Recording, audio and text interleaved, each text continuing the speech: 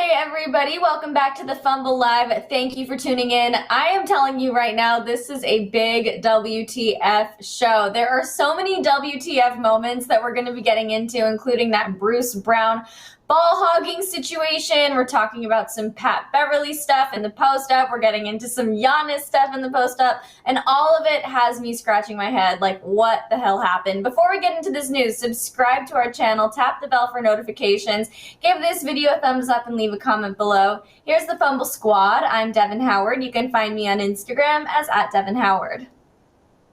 Happy Fan or Foe Friday, you guys. I'm Jackie Ray. You can follow me on all things social media at JRayTheFanatic. Yep, Fan or Foe's coming up at the end of the show, and honestly, we're probably going to have a lot of WTF moments in there as well, because we always do. So this whole show is basically just a big, seriously, it is a big what the hell happened. I know I already said that, but I just feel like there were so many moments in the last 24 hours that went down that were just confusing. Wouldn't you agree? Yes, very much so. We were talking about it before we even started the show. Like, what is going on with the world? Can we normalize common sense? Can we do that? Yes, we were talking about that. We're all about normalizing common sense over here. We're all about normalizing respecting everybody, being nice to each other, stay mad in the chat. So let's get into the news. Always got to throw out a little stay mad shade right at the top of the show. But let's just jump right in here. I want to talk about the Nets because Bruce Brown hogged the ball in the game while Kyrie and KD just watched, and Twitter went absolutely nuts over it. So they definitely didn't really plan this game-ending sequence that went down, and as a result, Bruce Brown decided to have his main character moment. He took over, and Twitter could not get enough of it. NBA Twitter was just absolutely roasting him, and he became the sole focus of all of the jokes, all of the criticisms, all of the trolling after a pair of late misses contributed to the Nets' 86-83 loss to the Bucks in Game 3 of their second round series. The Nets had a chance for a kill shot. It was there, and it failed because Bruce Brown, like I said, tried to have this main character moment, and it was embarrassing. Who told him to do that? Why did that even happen? And now Milwaukee has this glimmer of hope when otherwise they may not have, So now the series is 2-1, and if the Bucks end up winning Game 4, which is going down on Sunday, that changes the game, and that changes what we were expecting to happen for this series to begin with. Let's get into some of the tweets. Leo, can you throw our first group up there? This one, I know, you never want to be the subject of NBA Twitter. Like, that is never going to be a good day for you. People were just going so hard on him. Somebody tweeted, Bruce Brown thought he was back at Miami. Like, you have Durant in your squad. Find him. Did Bruce Brown just take the final shot for the Nets? That was a thing that happened. I feel like this is what everybody was thinking. The Nets know they still have KD and Kyrie, right? Might want to get them the ball, and not finding 7 or 11 is crazy. And then this final one that says, if Joe Harris made one of his 8 wide open looks, the Nets wins this, LOL. Also, what the hell was Bruce Brown doing taking the last shot? There was another tweet that comes up here. It says Kevin Durant, Kyrie Irving, Blake Griffin. Nope. Bruce Brown. And then another one that says, why is Bruce Brown taking these last-minute shots? And then our guy, LeBron James, also came out with his own criticism. I love that LeBron commented on this, and he said, hey, man, what the hell is wrong with you? So, what happened, Jackie? Why did this happen? Who does this? And look, I thought this was hilarious. Pretty much because I don't have a dog in this race, but I could see this. This makes sense to me. This is this guy that if he sinks it, he's this hero. This is his moment in time. That's all we're talking about in the positive light. But I don't know if it's worth the risk. You take this risk in the regular season. This is not a playoff risk. It's too. And I distinctly remember something like this happening with Draymond, and he didn't pass the ball to KD, and KD and Draymond got in this huge fight, and KD was literally like, give me the ball, and Draymond was like, nope, this is my moment. It's not your moment. It's not. Have your moment in the regular season. Do not have your moment in the playoffs when you got a Giannis over here who's doing everything to try to look sad, look the poster boy for sadness sometimes. And you go, this I loved it. Don't get me wrong, because it wasn't my squad. But if y'all was a Nets fan, it'd be a horrible day for me. So, what do you think the conversation was like after the game in the locker room? Like, what do you think Kyrie, KD, Blake Griffin, all of these really, guys, eligible guys, were saying to Bruce Brown? I don't think they got anything to say. I think Bruce said it first. He said, hold on, wait. Before you say anything, let me just explain myself. And he probably went on some rant about, I know I was wrong. I wasn't thinking. Or maybe he even pulled a JR and was like, I didn't see how much time was left on the clock. I didn't know. I thought maybe we had some time. I'm so sorry. I got coffee the rest of this week. I bet you he didn't even let them talk. He's like, I'll pay your car note. I'll pay. I'm sorry. It was a whole bunch of apologies because he knew he was about to get it. I don't understand. I would love to hear his reasoning though. Like, what was he thinking? He wanted a main character moment. That's what I'm telling you. That's all it was. He was like, this is my chance. If I make this, then yeah, he is the hero. He's the shining star of NBA Twitter. But damn, what a risk to take in the playoffs. In the second round, like this. Now this definitely, like I said, it gives the Bucks a glimmer of hope. It could have been a sweep, really could have been. And now Bucks walk away with the win, all thanks to Bruce Brown. Who do you think was the most mad at him? Do you think KD? Well, he still could have had his moment because if he passes the ball to KD gets it. It's like, this is from Bruce Brown. It's not the biggest moment he wants, but it's still a moment. Or if he passes it to KD and KD misses, it's like, oh, Bruce got him the ball. He just couldn't make it happen. He could have still been in the conversation. I mean, I guess either way, he's in the conversation. So I guess, yay, mission accomplished. I guess I don't know. This is not the way you want to be in the conversation, though. Let me tell you, I'm sure he'd rather be completely in the world of oblivion instead of here in this conversation right now. Because that was the first WTF moment, and then there's plenty more coming up in the post-up.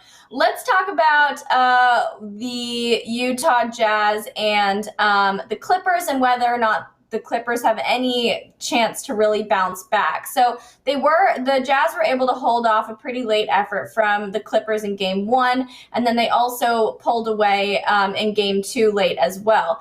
Donovan Mitchell has been just playing out of his mind. He is on fire. I love to see it from him. He put up 45 points in game 1, 37 points in game 2. Now, game 3 is set to go down on Saturday, but I feel like even though the Clippers were able to come back from 0-2 in the first round, I think the situation here is much different, and I don't think they're going to be able to bounce back as easily as they were in the first round of the series. So Utah beat the Clippers in both games so far, and they didn't have their floor general active for either contest. So Mike Conley, who's the Jazz's starting point guard, missed game 1 and game 2 because he has that hamstring strain. So he was not there on the floor with them. And then when you also just do a side-by-side comparison of Utah and Dallas, Utah's just the better team. We were talking about this yesterday. Like, they kind of fly under the radar a little bit, maybe because they don't have these big personalities to be drawing a bunch of attention to them. But in general, like, just when you look at, stats and how well they play together, the Jazz are just better than Dallas. So even though Dallas has Luka Doncic, who is this baby goat, everybody loves him, they're just a harder team to beat here. So the Clippers, I don't know. I mean, unless they come back with some really serious, like, solid effort and they have this push to make a major comeback, they may not be able to bounce back from this.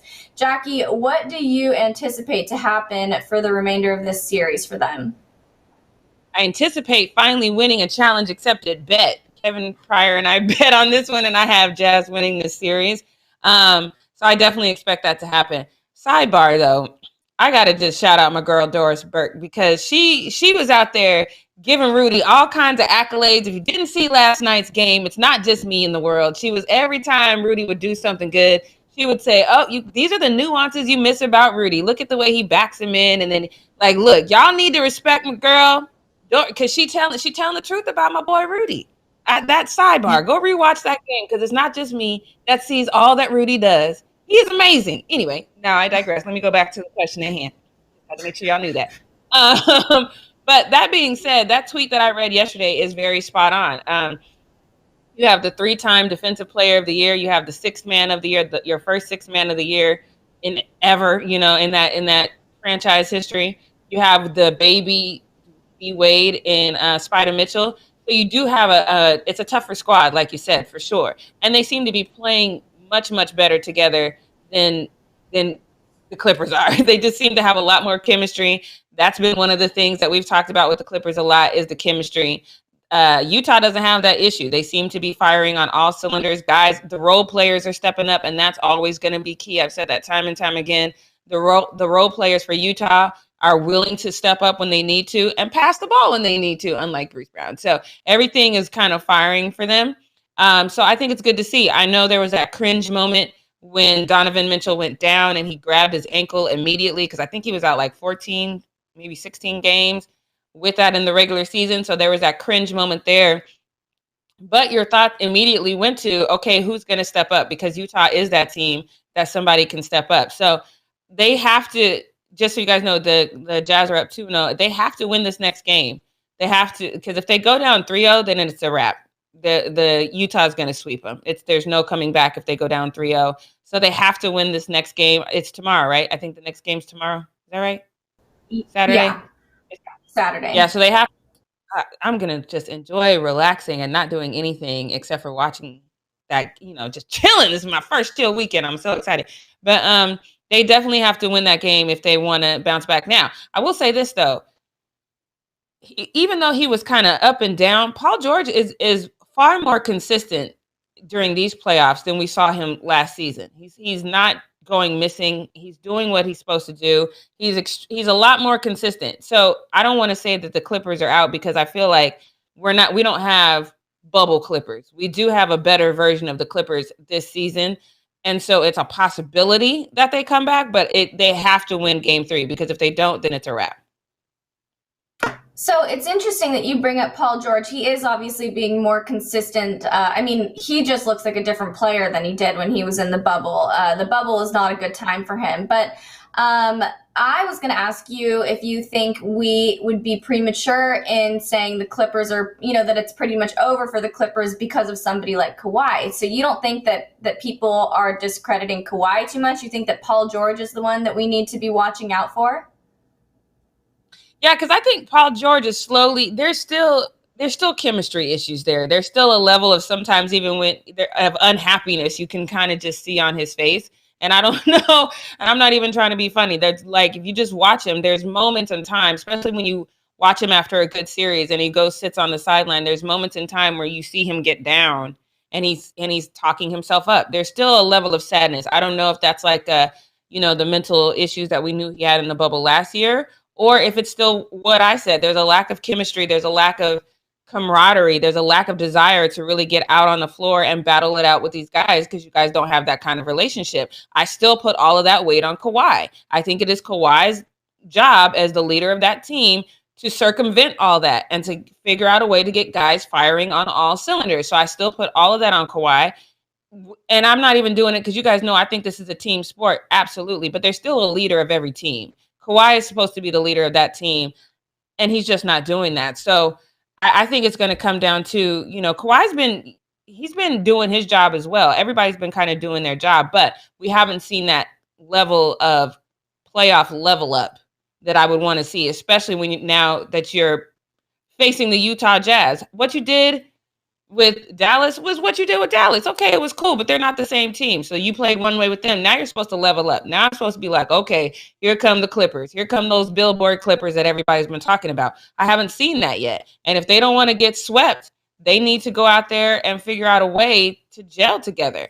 My Glock, you're missing the point. Stay with me, my guy. I was very clear. I said he's supposed to be the leader. I understand that he's not the leader and he's never been the leader, but that is literally his job. When people are going to bet the farm on you because they think that you are the end all be all that can save that franchise, that is literally your job. Now, whether you're good at it or bad at it, that's not the point. The point is that's your job. Figure out a way to do it. Yeah. I mean, we've been saying that's like not a new sentiment here on this channel. We've been saying that from day one with the Clippers. He needs to be a leader, and maybe it's not in his blood, but then you need another superstar player on the team who is willing to be that leader and who is willing to kind of stand up and be the voice for the team and be the motivator behind the team. Kawhi is just not that guy. So yeah, Mike Locke, I think you misunderstood there because we know he's not a leader, but he should be, is what we're saying here. Gary Turbo put some brooms in the chat, so he thinks it's going to be a sweep. You're right. I hope you're right. And Kevin also said, well, Doug doesn't think it's going to be a sweep. Kevin L. Lang in the chat says Kawhi and Paul George are not compatible on the same team. And I do think that there could be a better matchup here between the two of them. Obviously, something is not really working for them. They are struggling to develop that chemistry. Individually, these two guys are great, and that doesn't mean that they are not able to be great together. They just don't gel as well as other dynamic duos that we've seen. Don't you agree? Yeah, but that's what bothers me. And y'all know I'm not pulling for the Clippers at all. But this is one of those matchups. The Kawhi Paul George thing. I mean, first of all, Paul George is who Kawhi wanted. That's number one. Number two, you bet the farm to get him.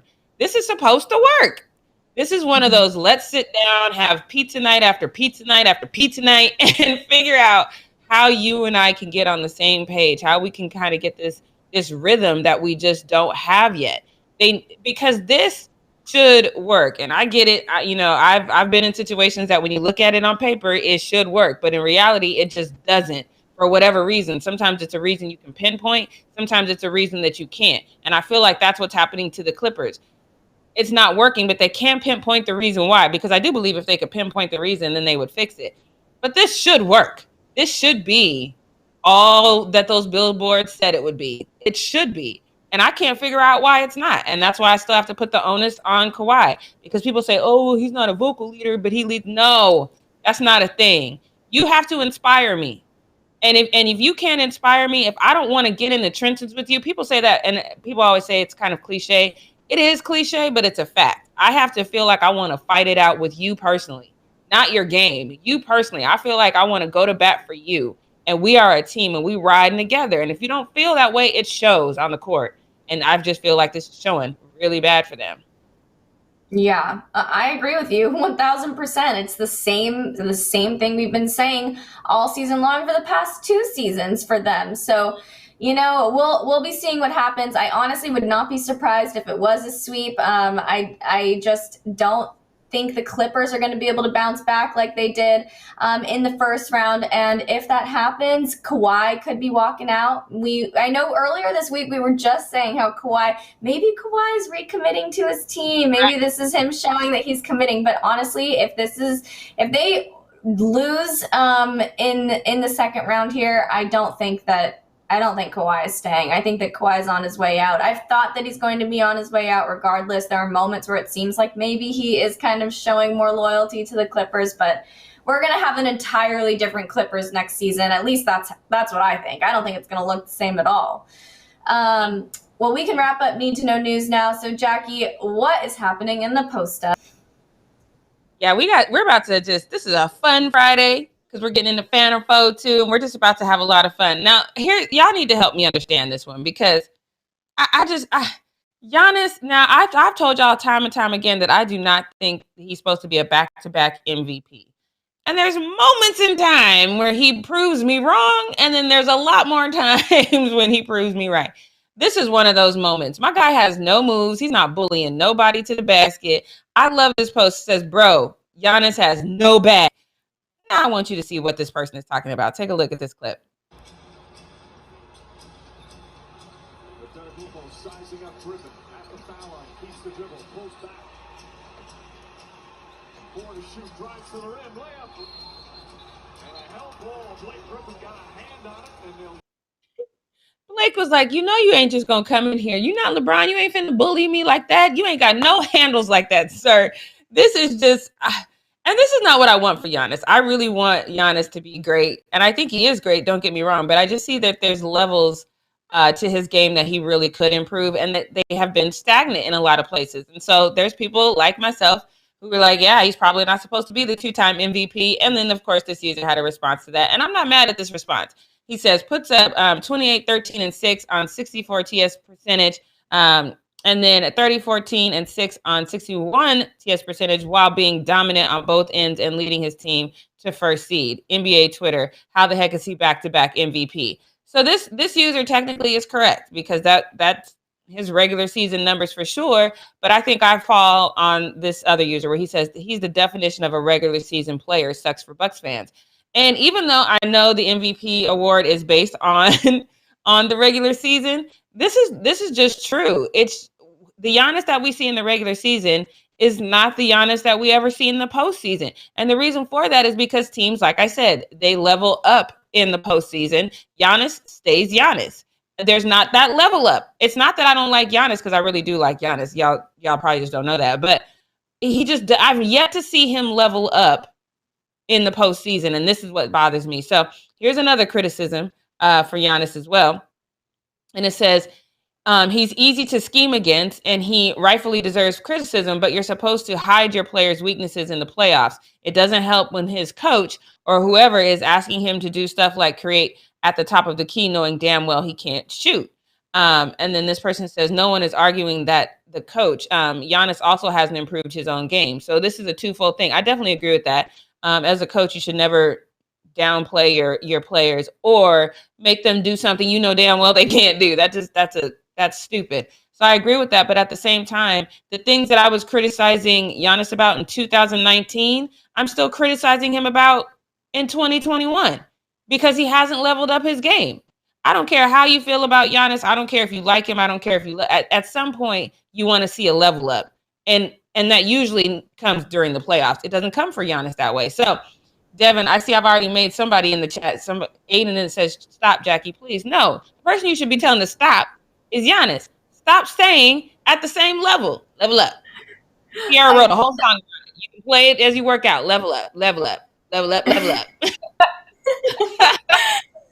That's why I asked Aiden, because I wanted to know what exactly he was upset about here, because I think everything that you're saying is accurate. And Kevin put it also really simply, the league has figured out Giannis Antetokounmpo, and that's true. He really doesn't have that level up, and we don't really see him changing his game or developing season after season. That isn't to say, like, Giannis is still great. Giannis definitely deserved one of those MVP awards. He is a great player, but we do need to see something happen, and I'm not really sure exactly what that is. Is it arguing with the coach more? Is it ignoring coach's orders and kind of figuring out plays on his own? Is it, like, what does he need to do in order to get to that point? Do you even have any idea, Jackie? Well, he said something that has still stuck with me, and it was in the bubble last season when they asked him why he didn't, switch up, and he said, "Well, because that's not what my coach told me to do." So right. He's not one of these players that is gonna kind of do everything on his own, perfect their own game, work with different people. We know that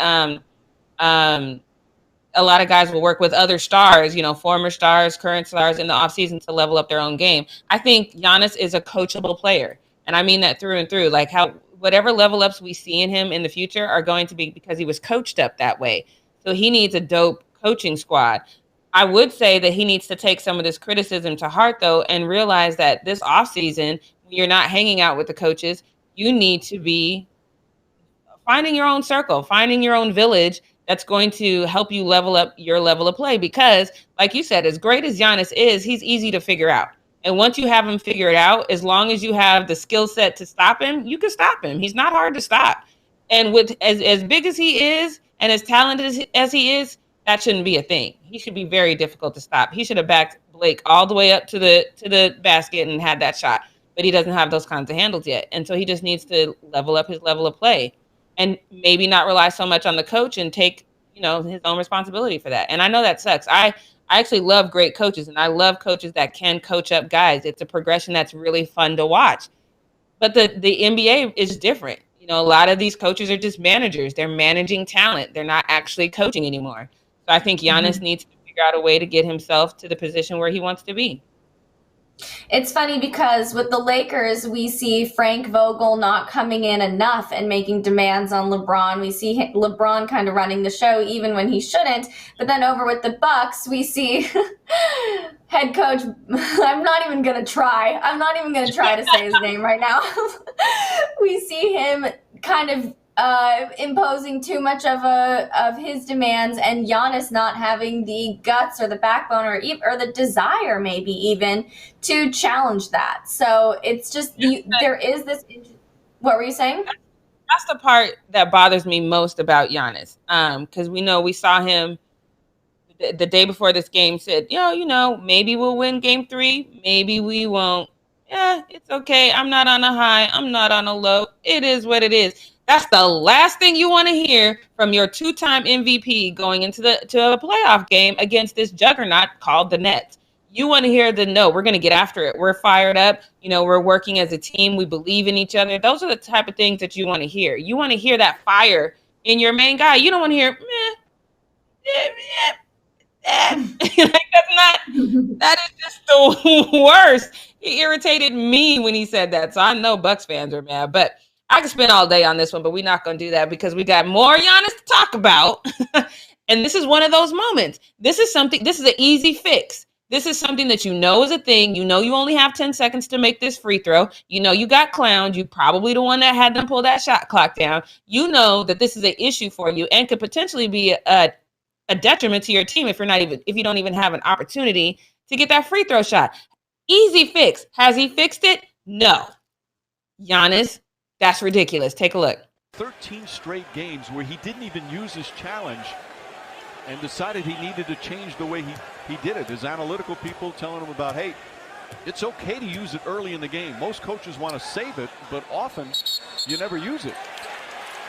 And a 10-second violation called on Antetokounmpo. That's the second time in the playoffs that he's had that called. You're allowed 10 seconds once you have the ball at the free throw line to shoot it.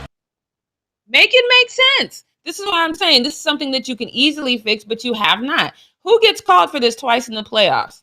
Who? This doesn't make sense. And so, of course, it's brought about more criticism. One person says they could chill on the 10-second rule, make it 15. Who's being harmed? And says, dude literally can only dunk. If he was 6'2", he wouldn't be in the league. Giannis, you're going to keep getting these kinds of criticisms if you can't level up on such a basic thing as like, hey, maybe make my free throw take 8 seconds instead of 10. You got to level up, my guy. You got to put in more work in leveling up your game. And if you don't, you're going to be in some trouble in the future. I'm just telling you now. Bucks fans, let me let you know something too. KD don't care nothing about your little funky chat. You better look at his free throw percentage, but y'all tried it. I'm not mad at it. Take a look.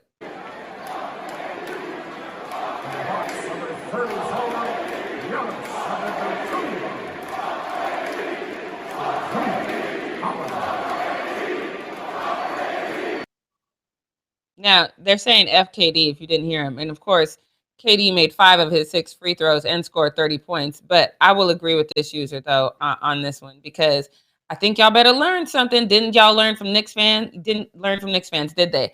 Y'all shouldn't put this. These are the things you chant when on the last game, the last 40 seconds when you winning and you're going to make it out this series. You don't chant this right now because karma.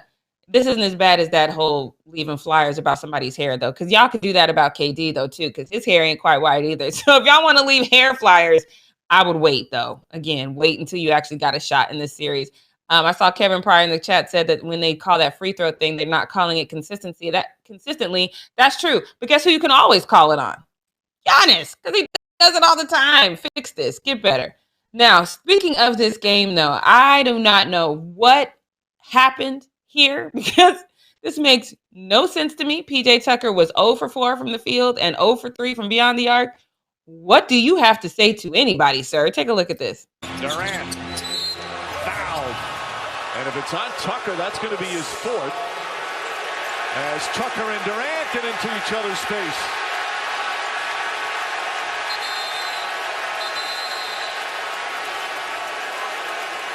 Tucker now yelling at Kyrie Irving. If you're Tucker, you got to be smart. Okay, it's going to be a double technical foul. You don't want to pick up another one and be ejected out of this ballgame. Yeah, there'll be double technicals on. So first of all, PJ, this is what I think happened. KD probably said something inflammatory to the effect of like, "You can't guard me, son," or something like that. And then PJ took it some type of way. But my guy, you didn't really. You had 1 rebound and 2 assists and no points. Just Devin. I don't even know. I just feel like you got to do a little bit more before you come for KD. Just do a little bit more. So then because he probably knows this. He probably realizes that he has to do a little bit more before he can come to KD. So Jackie, what do you think was actually going on here? Tell me, I want one of your perfect impressions. My voiceover? Yes, let's do it. All right, let's see. Turn off the sound. Let me see. Good thing you can foul because you damn sure can't score. What'd you say to me? I could score just at home in the shower by myself. Did you say he can score in the shower by himself? That's what I said. You heard me right. You heard me right. You do with that what you want. You do with that what you want. Oh, God. Oh, jeez. All right, look. While y'all figuring out what Devin and I are talking about, let me let you know what Draymond said, because I did not see.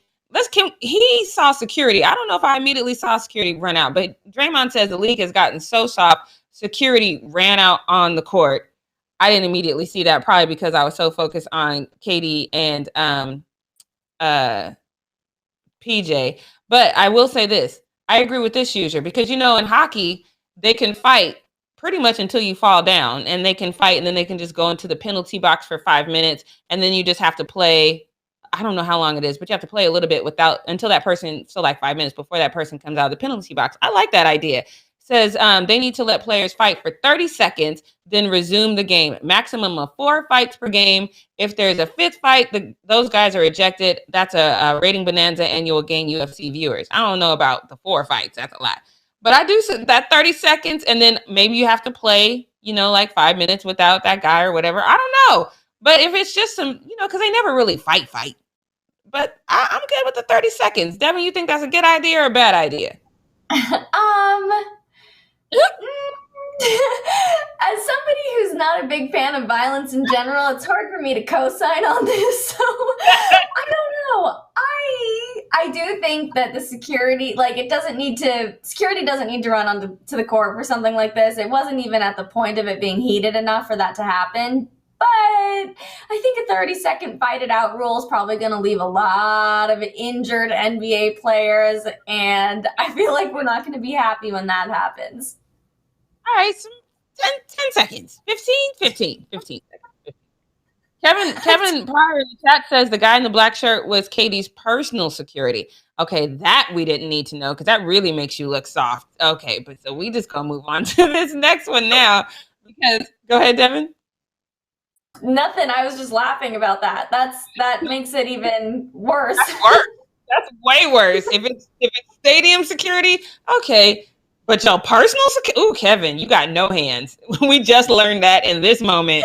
You've got no hands. I feel like we could have guessed that, though. Right. Now, look, I know Devin's not all about fighting, but trust me when I tell you that me and Patrick Beverly would have to fight after this one, because I'm not even going to tease it. I was going to kind of set it up for you, but let me just let y'all see what's happening here. Look at this. Watch it again. That's a full-on man part grabbing him, holding him. He's grabbing it and holding it. Why, Patrick Beverly? This is so... And you know what? I distinctly remember Russell Westbrook saying that Patrick Beverly does this all the time.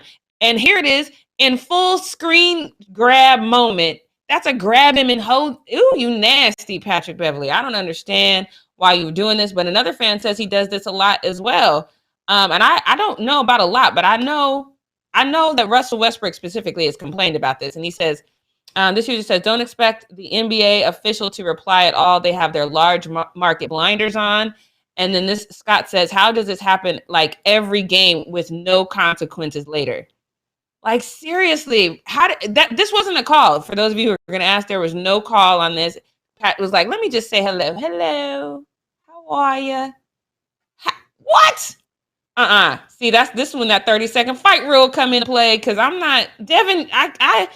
Can I get 30 seconds to slap Patrick Beverly for grabbing me like this? This is not appropriate. No, see, I think that we need to stop the Pat Bev grab before it even happens. That's what we need to do. So no 30-second fight rule afterwards, but let's get Pat Bev to stop doing this. And I don't know how we're going to do that. I don't know what we could do to make that happen, but I just don't. I'm not a fan of the 30-second fight rule, Jackie. I stand by that. I can't help it. I hear you. But, well, Pat Beverly needs to go into some sort of I don't need to grab there anymore therapy because he does this too much for this to be a coinky dink. I'm just throwing that out there. So let's move on to this next one. In case you need something adorable in your life, I'm going to give it to you right now because Serena's daughter is out here. Look, I love every time Serena posts a picture like this where her daughter just mimicking her. Same little outfit, same little pose. This person says, my heart is going to explode. I love this. They are just, this mother-daughter pair is so cute. Now, I could be the last one who knows this because I'm like, is Olympia her first name? Because that's great. So I Googled it before the show. Olympia is not her first name. She's actually a junior. She's named after her dad. Her name is Alexis Olympia Ohani, whatever the hell his last name is, Jr. And I absolutely love that. I didn't realize she was a junior. I love that. This person says, though, that by 13, she's going to be a menace. Most dominant athlete on the planet. Yes, I left out female on purpose. If she even half as talented as her mom, she will be winning majors by 13.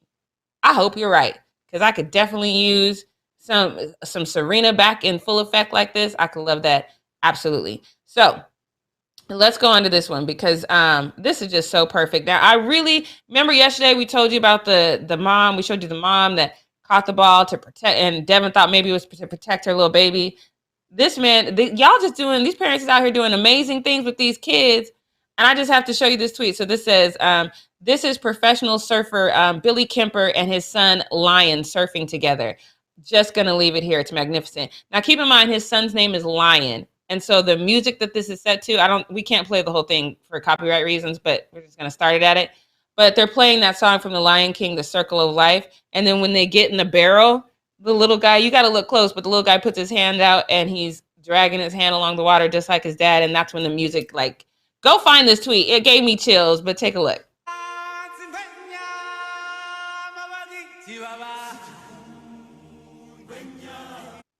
Oh, it's so sweet. Now wait till the barrel.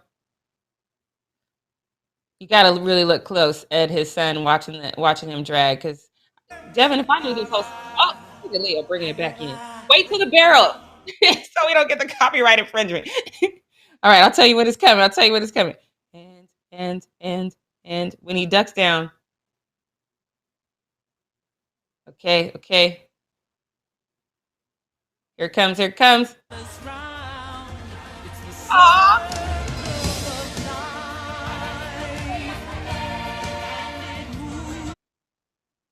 Okay, I'm a big softie because I tell you, when I got total and complete chills watching him do this. You got to really look closely, and you can see the little guy, Lions, dragging his hand with his dad. Oh, that's so... I got all emotional. That tugged at the heartstrings. But this is what really, because I was like, okay, am I the only one who saw this? And this user was like, no, what the hell is that? This is why I hate water bodies. What is that? It's a dolphin. That looks like a dolphin to you? That looks like a whole mermaid or something. I see legs. It's a dolphin. You can see his little nose. You can see his fins that are flapping downwards. Or it's just a pile of seaweed. Uh-huh. Okay. I saw the creature from the Black Lagoon. That looks like one of them creatures that come up from the deep every now and then. You just be like, oh, what are they doing up there? Oh, but I'll go with dolphin.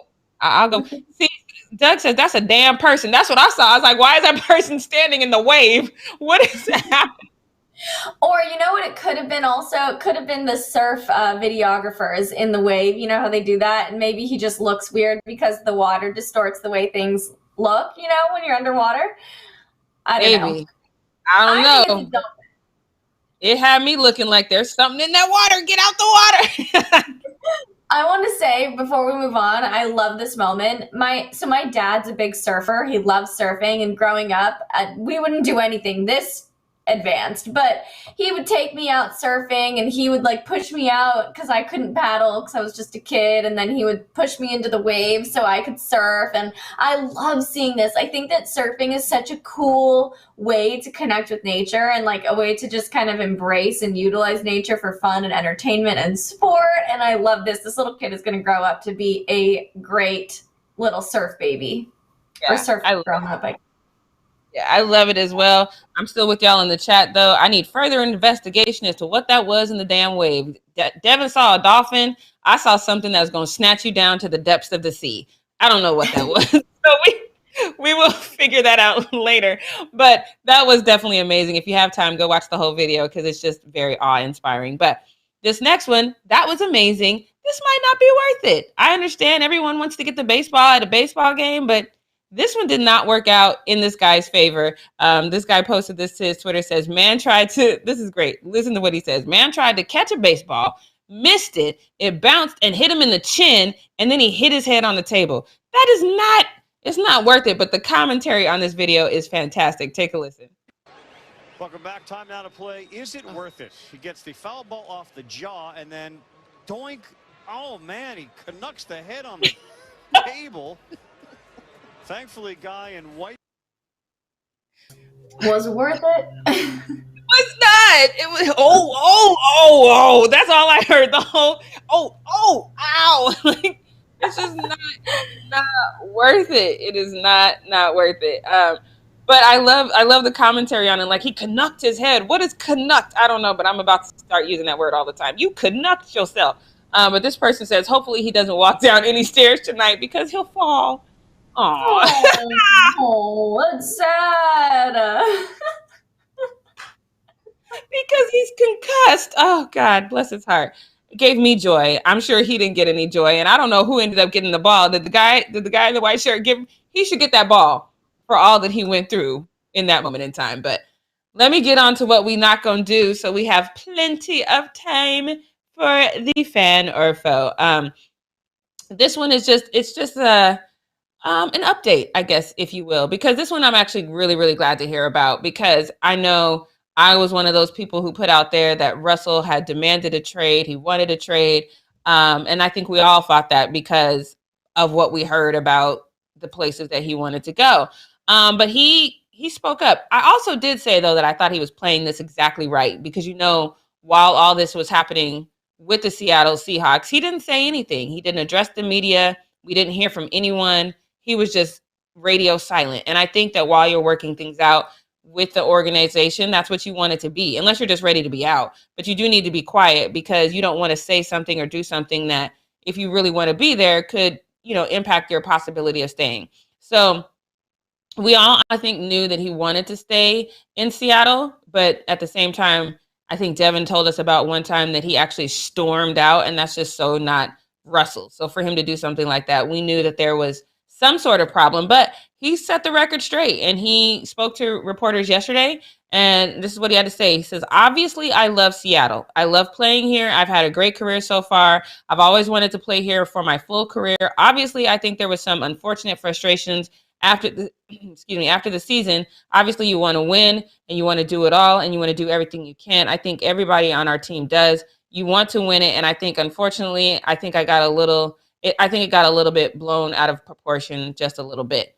So that sounds all well and good. That sounds like one of those things that it's a politically correct statement. But I was like, well, okay, but Russell, am I tripping? Because I could have sworn that there was a list of places that you released saying where you wanted to go. But Michael Sean from The Athletic, he cleared that up as well. He posted this tweet that kind of explained what that is. He said that essentially Russ is essentially saying that he and his agent gave ESPN those 4 lists of trade destinations to clear up confusion about whether he requested a trade. He did not request a trade, but if Seattle was to move him, those were the 4 he'd waive the no trade clause for. So that actually makes sense. So that's when I was like, okay, let me stand down. Russ is definitely telling the truth. He's not one of those guys that I feel like will lie. But he was like, okay, if we can't work this out, I do have a no trade clause. I will waive that if I can go here. And that's that wiggle room. That's the thing that you want to be able to say. You don't want just a team to trade you off all willy-nilly to some destination you don't even want to go to.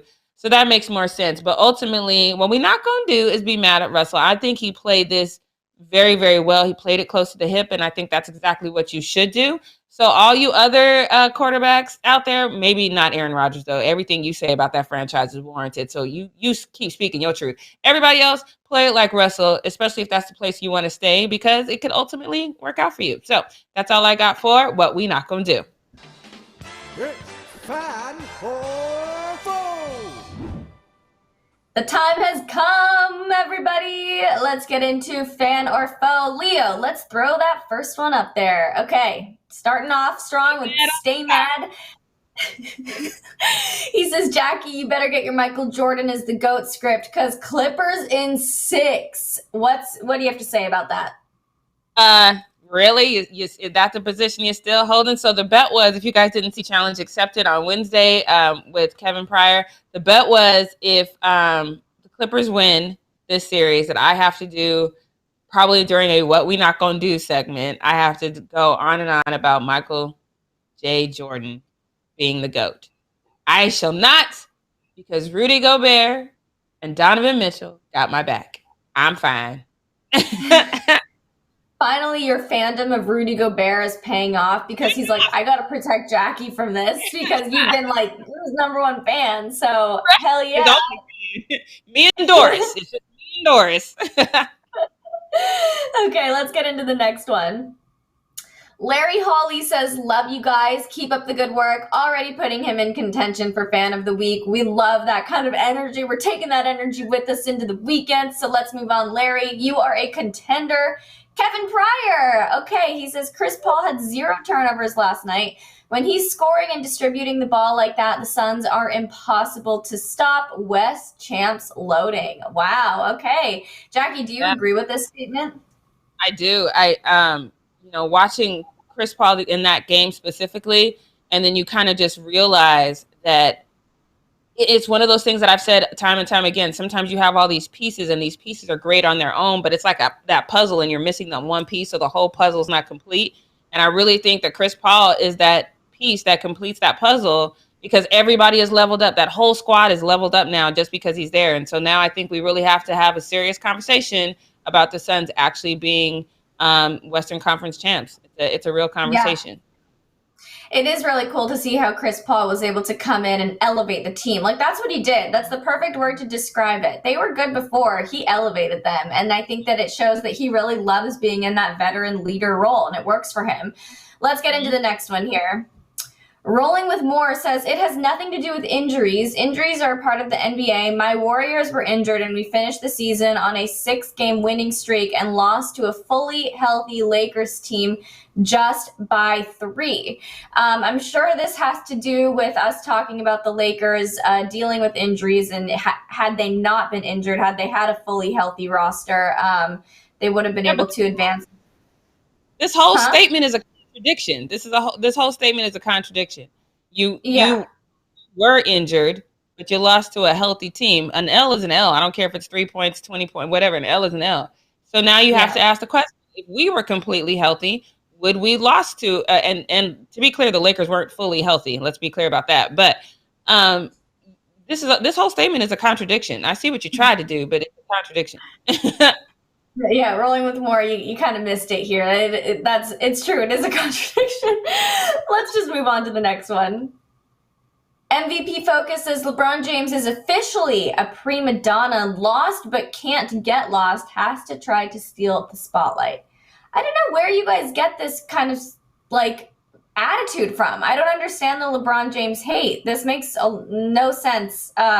This, I think, has to do with the jersey change. They're annoyed that he, right after his first round exit, is deciding to change his jersey number. I don't understand why this makes him a prima donna. We've seen a lot of athletes do this kind of thing before. This is not a spotlight stealing moment. This is a gearing up for the next season moment and gearing up for Space Jam moment.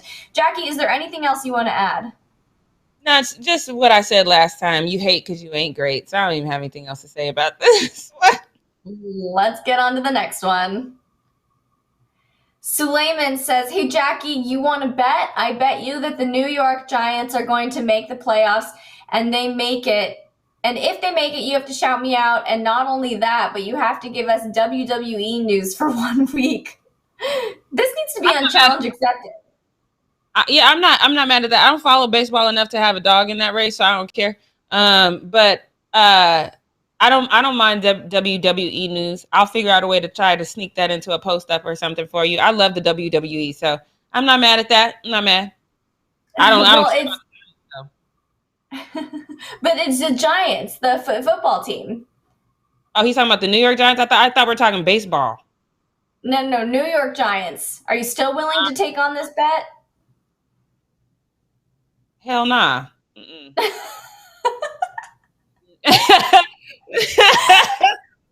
funny. Okay, let's move on. Giants ain't going to the playoffs. Stop it. Let's get into the next one. Christian Brito says Giannis is like Peyton Manning, a beast in the regular season, but not in the playoffs. Honestly, I see no lies. Let's get into the next one.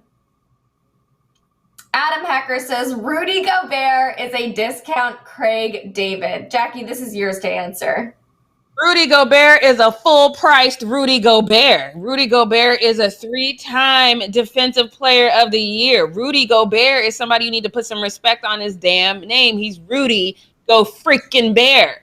Let's get it together here. She said what she said. Let's get on to the next one. Doug S. Suburbia Jokic, straight from the suburbs. Yep. Grown up in the tough suburbs, track housing with a cul-de-sac. It was a rough life. That's a whole rhyme right there. I'm put that in a rap song. Moving on to the next one. Vault AOE says, "Hi, Jackie. You look beautiful." Hi, thank you. Oh, okay. I think that should be a fan of the week contender. Okay. Jeremiah Smith, Kawhi, the king of LA, please. Okay, let me help. In order to be a king, you must lead. Okay, Kawhi can't do that. You can't do that. That's absolutely true. Also, it's just like an embarrassing take to have because it's just embarrassing. Like, even if you don't like LeBron, this is humiliating. Okay, moving on. Christian Brito says, you think if kids are going to be punished for expressing themselves and being happy and having fun, they're going to want to become a professional athlete at that sport later on in their life. So this was about that kid that took that moment in the baseball game that we were talking about. Yeah, I mean, I don't know that this is going to be enough to deter a kid from wanting to pursue a pro career as a pro athlete, but I do think it just kind of takes away from the enthusiasm for the sport, the excitement. It's important to maintain that level of excitement and that, like, you know, you're just having fun with it. And as soon as you like get mad at a kid for that, it's just like why take away that moment, you know? We were both annoyed by this when we talked about it in the post up. Okay, let's move on. Let's get into the next one. Xavier Mason says, took away from... Are we on still? Okay, well, we'll keep talking. What's up, Jackie? Took away from the sport? Y'all a joke. It's an exhibition for a reason, and the undercard has young current fighters, putting them on the map.